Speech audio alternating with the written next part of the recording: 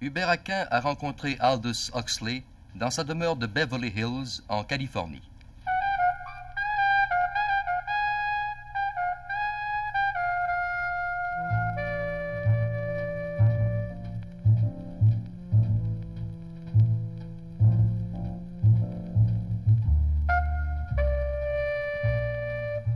C'est dans un décor splendide que le grand romancier anglais s'est retiré depuis déjà plusieurs années et vit comme un anachorète tout près du tumulte de Hollywood. L'auteur de L'éternité retrouvée, Le génie et la déesse et Contrepoint vit perché sur sa colline comme sur une tour d'observation, d'où il voit le monde.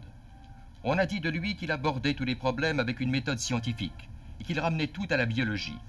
Mais cette définition paraîtra incomplète à celui qui lira ses romans palpitants d'humanité et qui ressemblent à rien d'autre qu'à des œuvres d'art.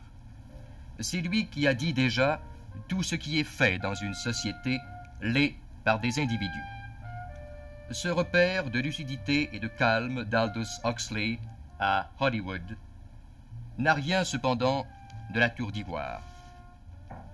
Comme écrivain, il s'est attaché à faire vivre des individus, à les défendre contre toutes les formes de pression sociale abusive. Il devient un farouche individualiste contre tout ce qui menace la liberté. Voici maintenant cet homme, Aldous Huxley, écrivain et visionnaire. Monsieur Huxley, j'aimerais que vous nous racontiez comment vous avez commencé à écrire.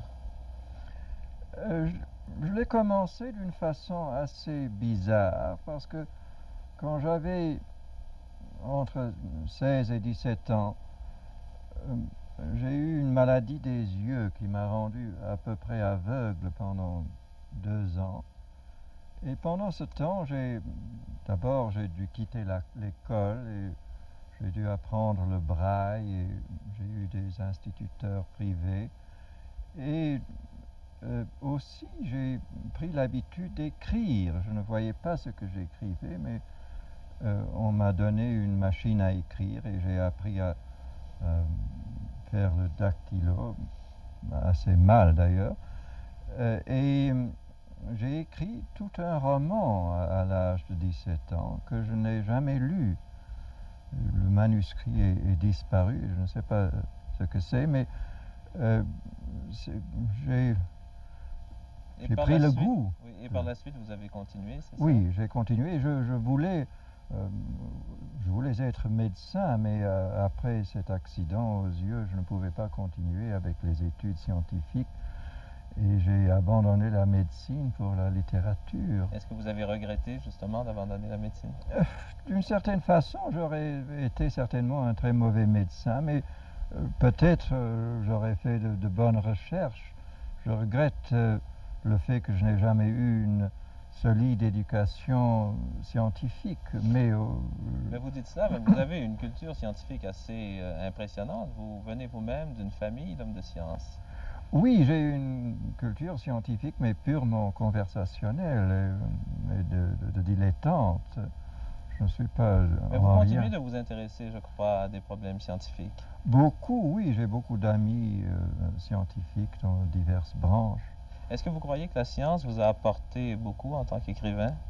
Oui, je crois que beaucoup, parce que au fond, ça ouvre des portes dans tous les sens, dans la biologie, dans la psychologie, dans la chimie. Vous avez été l'ami à un certain moment de D.H. Lawrence. Je l'ai connu pour la première fois, je l'ai rencontré pendant la Première Guerre. Je l'ai rencontré plusieurs fois à cette époque, et puis je l'ai perdu de vue parce qu'il voyageait pendant bien des années. Mais il est rentré en Europe en 1926, et pendant les 4 dernières années de sa vie, je l'ai beaucoup vu en Italie, à Paris. Il est venu chez nous quand nous avions une maison à Paris, dans le midi de la France. Et, nous étions avec lui, ma première femme et moi, quand il était mort au printemps de 1930. Est-ce que vous avez beaucoup d'admiration pour son œuvre? Beaucoup, oui. C'était un très grand écrivain, une espèce c'est extraordinaire quand on pense qu'il est mort à 44 ans, de voir même le volume de son œuvre, cette espèce de cataracte d'inspiration qu'il avait. Et puis la qualité, c'est tellement extraordinaire aussi. Mais en littérature, vous avez dû avoir des maîtres. Est-ce que vous vous reconnaissez des maîtres en littérature anglaise ou française? Mais oui, naturellement, j'ai lu les grands romanciers. J'admire le plus de tous Dostoïevski et Tolstoï. Et puis les grands romanciers anglais, j'aime énormément. J'aime beaucoup George Eliot et Dickens, naturellement. Et surtout en France, Stendhal et Balzac. Vous avez fait, il y a quelques années, une expérience assez troublante. Vous avez pris une dose de mescaline, qui est une sorte de drogue, enfin un extrait de cactus, pour voir, justement, pour expérimenter les effets de cette drogue sur l'esprit, sur la conscience. C'est une chose bien curieuse. Il y a deux drogues maintenant qui se ressemblent dans leurs effets. C'est la mescaline, qui est la portion active du cactus peyote, employé par les Indiens du sud-ouest ici, et qui maintenant est synthétisé. Et puis il y a l'acide lysergique, qui est aussi une drogue synthétique qui produit exactement les mêmes effets. Et la chose étonnante dans ces deux cas, c'est qu'ils ont des effets fantastiques sur l'esprit, sans presque faire aucun mal au corps. En général, depuis la plus haute antiquité, l'homme a tâché de s'évader de son être normal et trop ordinaire, trop humain. Mais il s'est évadé à l'aide de drogues qui lui ont fait énormément de mal. Après tout, l'opium fait énormément de mal, la cocaïne, etc. Mais tandis que ces deux drogues ont des effets, on pourrait dire, plus révolutionnaires sur l'esprit. Est-ce que vous avez répété ces expériences par la suite avec la oui, mescaline? J'ai pris la mescaline une ou deux fois, et puis l'acide lysergique 2 ou 3 fois avec plusieurs médecins et physiologistes. Et c'est une chose vraiment très extraordinaire, parce qu'on fait l'exploration d'une terra incognita de l'esprit. On se rend compte qu'on porte avec lui une espèce de continent complètement inconnu dans son cerveau. C'est comme si on pénétrait dans une espèce de continent noir, une chose qu'on ignorait totalement, et on trouve tout à coup ce monde qui ne ressemble en rien au monde ordinaire. Et la chose remarquable dans ces deux drogues, c'est que les facultés intellectuelles ne sont pas du tout dérangées.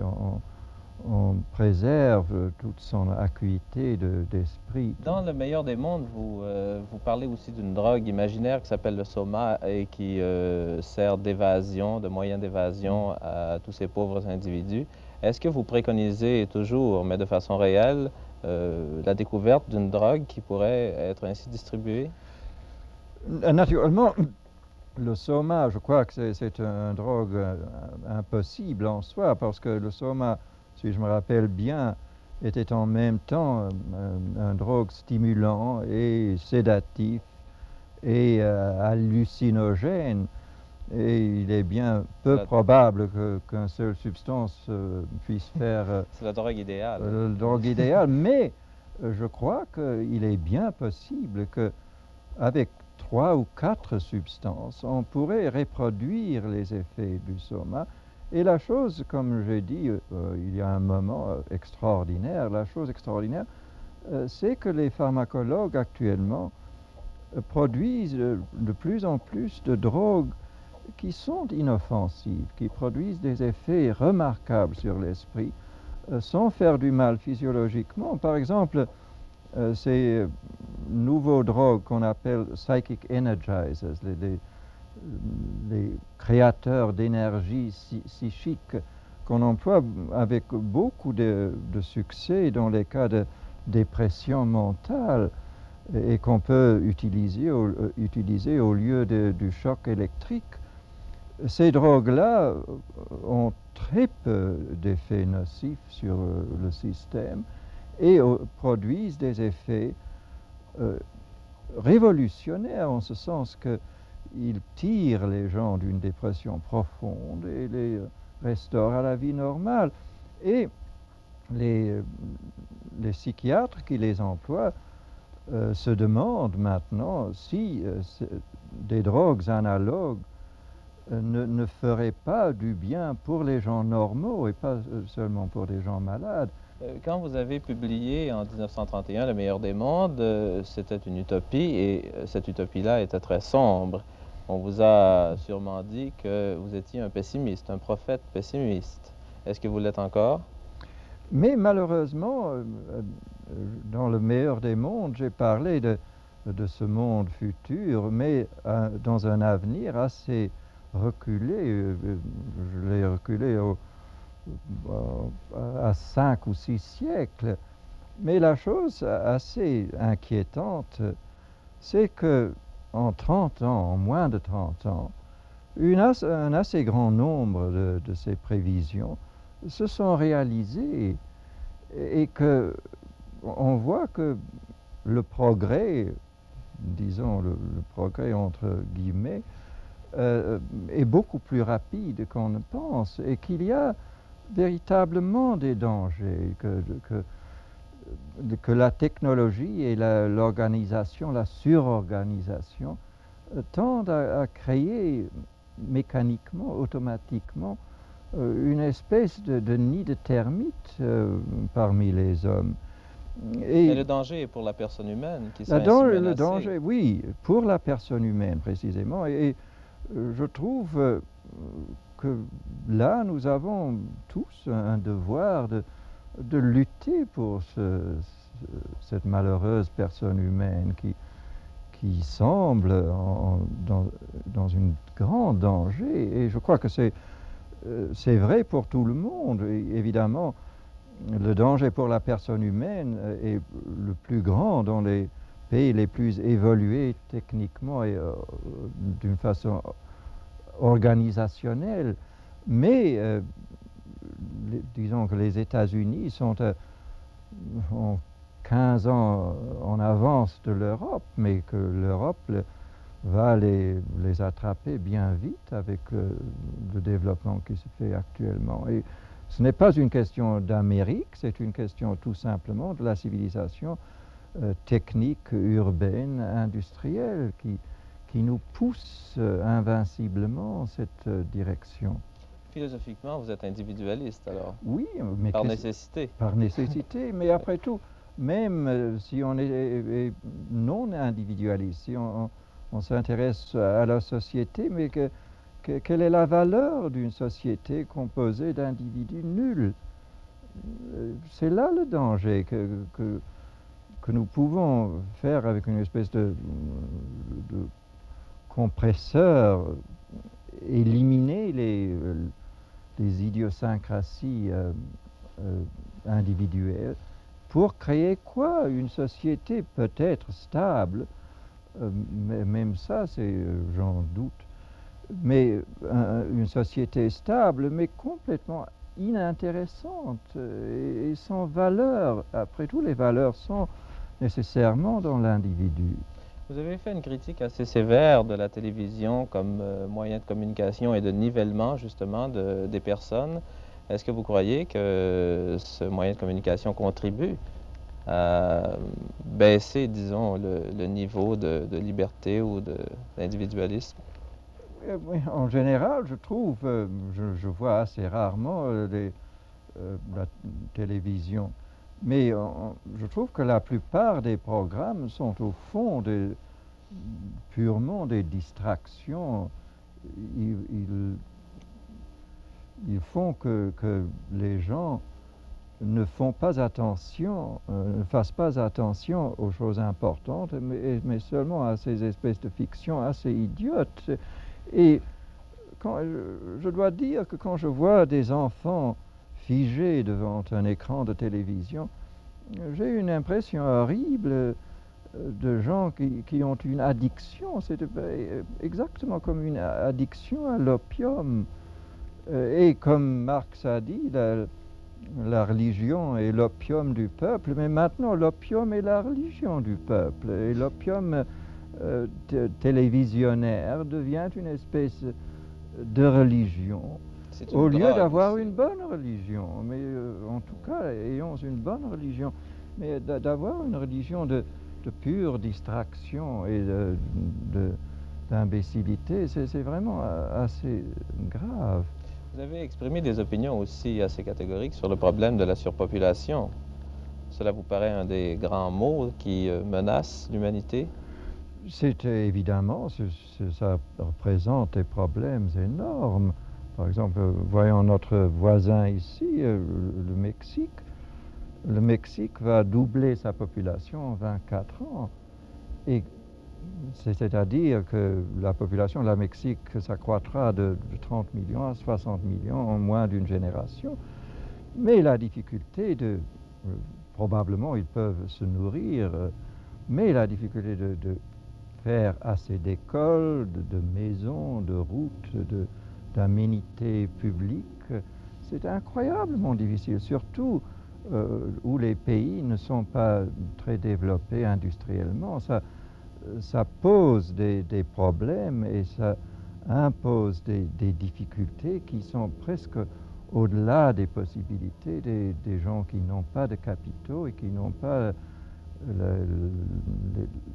le personnel ni l'entraînement technique pour faire face à ces problèmes. Mais vous qui êtes prophète ou utopiste, vous ne croyez pas à un déplacement possible des surplus de population vers les astres? Non, pas du tout, non. Parce que d'ailleurs, mon ami, le professeur Hardin de l'Université de Californie, a écrit un article là-dessus dans un journal biologique qui est très amusant. Il calcule ce que ça coûterait, par exemple, d'exporter 1 million de gens de la Terre à Mars. Ça coûterait, je ne sais pas, chaque année, ça coûterait plus de 10 fois tout le revenu des États-Unis.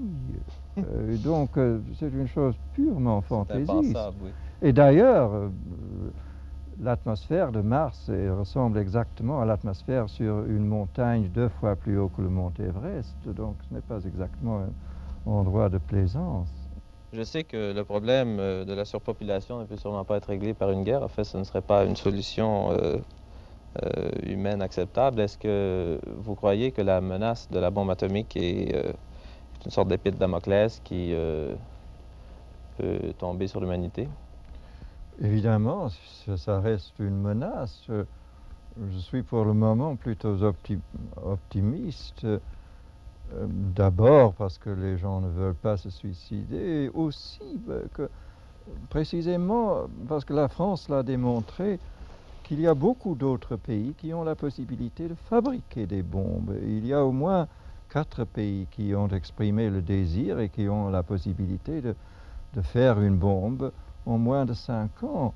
Mais quand il y aura une douzaine de pays qui ont la bombe et de tout petits pays, les grands pays ne seront plus grands. Quand la Suisse aura une bombe, la Suisse sera sur un pied d'égalité avec la Russie ou l'Amérique. Et c'est une chose que les grands pays ne pourront supporter. Et je crois que pour cette raison, pas du tout pour de la bonne volonté, mais sous la pression de la nécessité de la progression technologique, les grands pays seront sous la compulsion de faire un accord sur la limitation des armes. Mais le danger, selon vous, c'est justement d'élargir le club atomique. Oui, ça, évidemment. quand beaucoup de petits pays auront la bombe, il y aura plus de possibilités qu'un fou arrive. Après tout, nous avons eu un fou dans le monde, nous avons eu Hitler. Et il n'y a rien qui empêche l'arrivée d'un autre fou. Et si ce fou se met en tête d'un pays qui possède des bombes, je ne sais pas. Maintenant, est-ce que vous vous intéressez, je sais que vous vous intéressez beaucoup aux sciences, est-ce que vous vous intéressez entre autres à la psychiatrie? Beaucoup.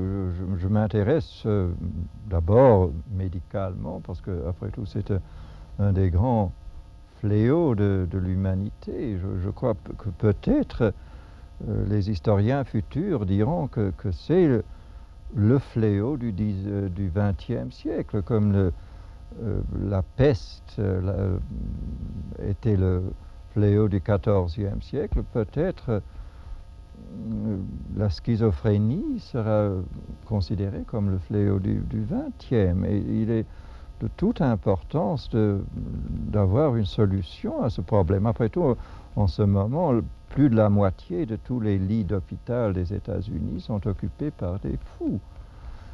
Et on s'intéresse, je m'intéresse énormément médicalement à ce problème, mais aussi parce que on peut, avec la psychiatrie, explorer cet énorme territoire inconnu de l'esprit humain. En tant que romancier, alors cela peut vous intéresser? Oui, et je crois que ce serait une chose idéale pour un romancier, si la discrétion le permettait, d'être psychiatre et puis d'écrire des histoires sur ces malades. Ce ne serait pas extrêmement délicat ni moral, mais probablement il gagnerait énormément comme romancier. Actuellement, M. Huxley, quels sont vos projets littéraires? En ce moment, j'écris un long livre, qui est une espèce de fantaisie utopique. On peut dire que c'est un meilleur des mondes à rebours.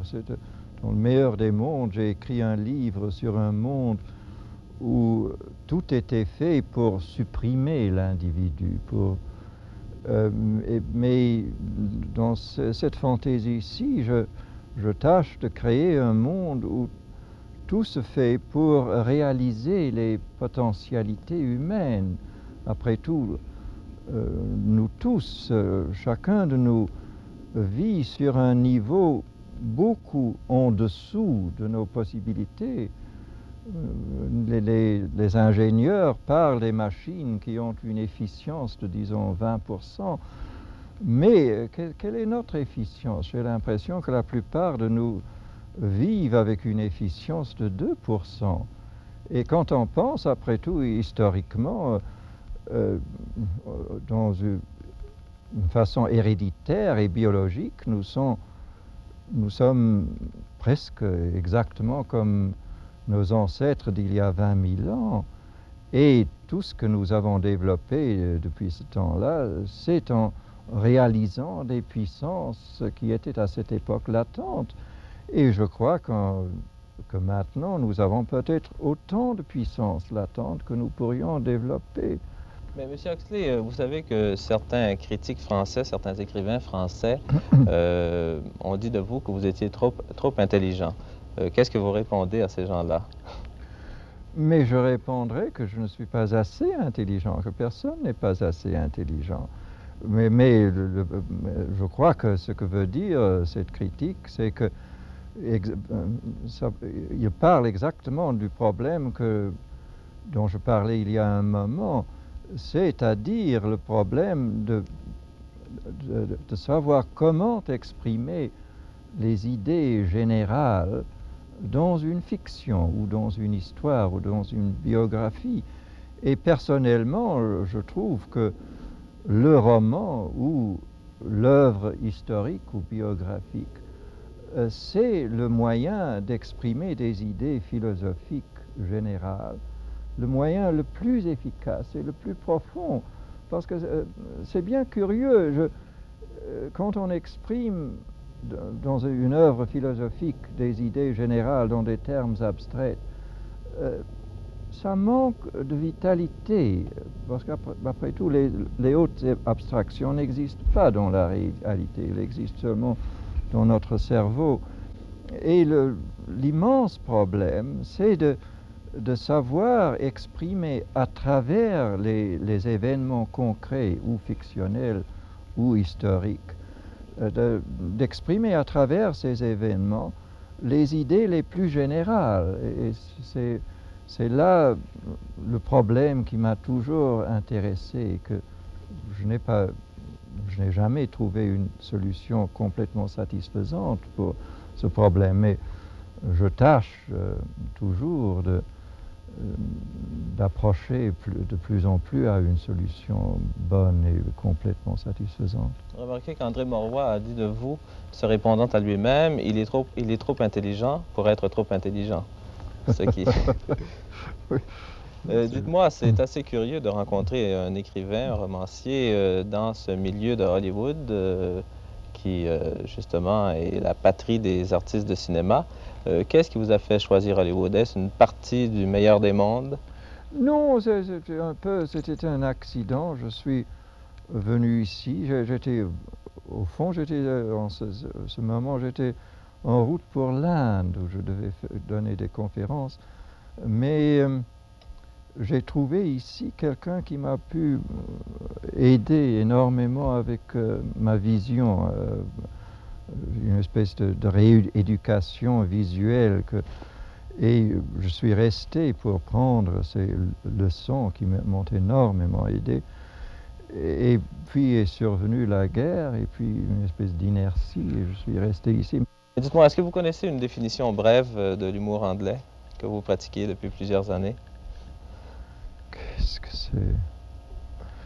Non,